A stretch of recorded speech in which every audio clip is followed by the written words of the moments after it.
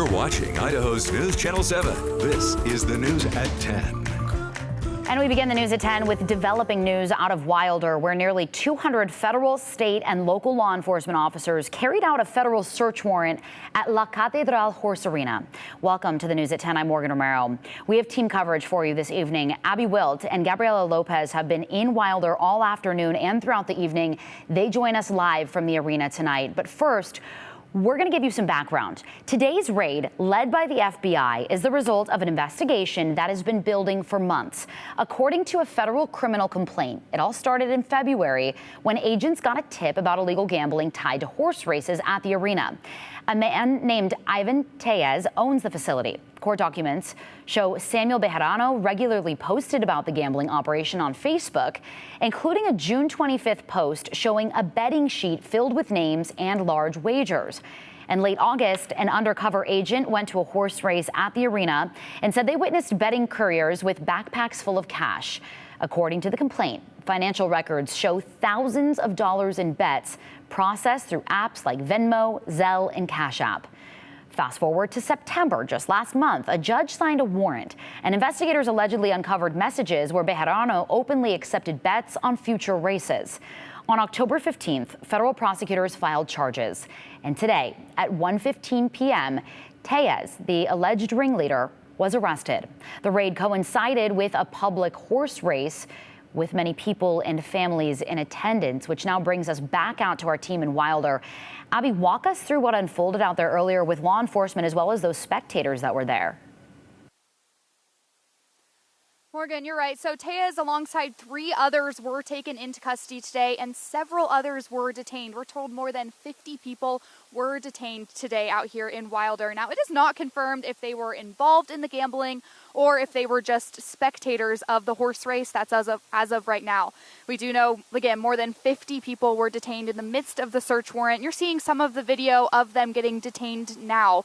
People were getting zip-tied by masked officers from several different agencies. And about an hour into the raid, everyone besides those who were detained got sent out of the arena.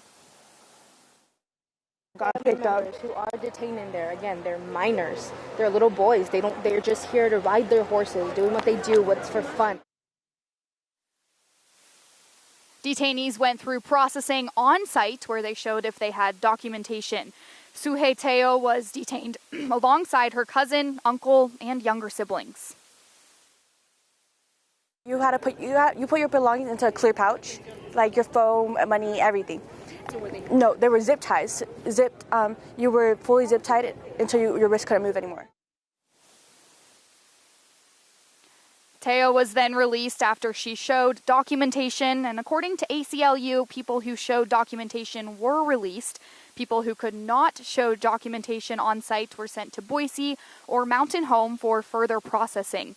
Family members tell me they did not know anything about the gambling. They say their loved ones were just here at this location for the scheduled horse race when they were detained.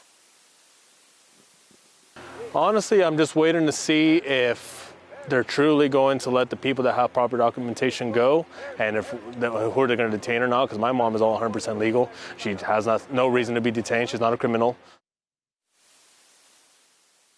That was Miguel Batista, whose mom was detained, but she was released after showing documentation.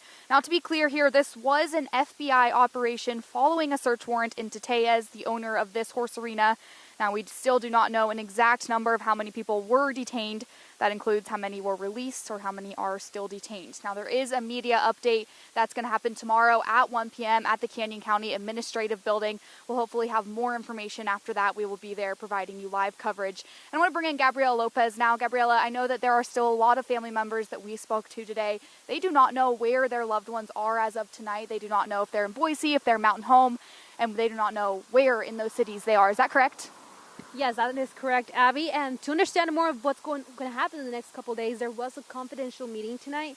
We weren't able to record it. This happened at the Wilder High School, where the ACLU, along with immigration attorneys, opened up a safe space for those families to ask questions and understand what could happen if their loved one was detained. Immigration attorney Nikki Ramirez says that detainees are being processed in Boise and Mountain Home.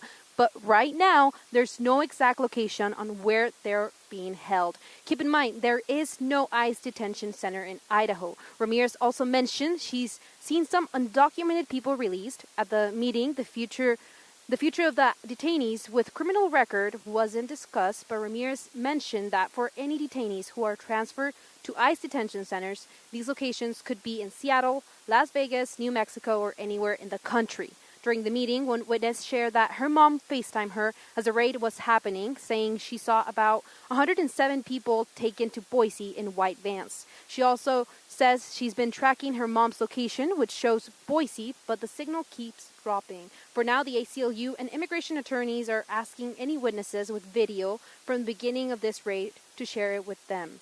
The ACLU says any families directly impacted can call them at 208-344-9750, extension 5. I repeat, 208-344-9750, extension 5.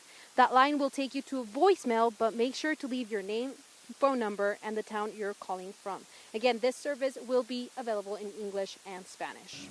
Okay, Gabriela, Abby, Will, thank you guys so much for all your work out there today. And we have a very comprehensive story on our website right now that details all of the allegations in that criminal complaint against Tellez and those other individuals that were arrested as well.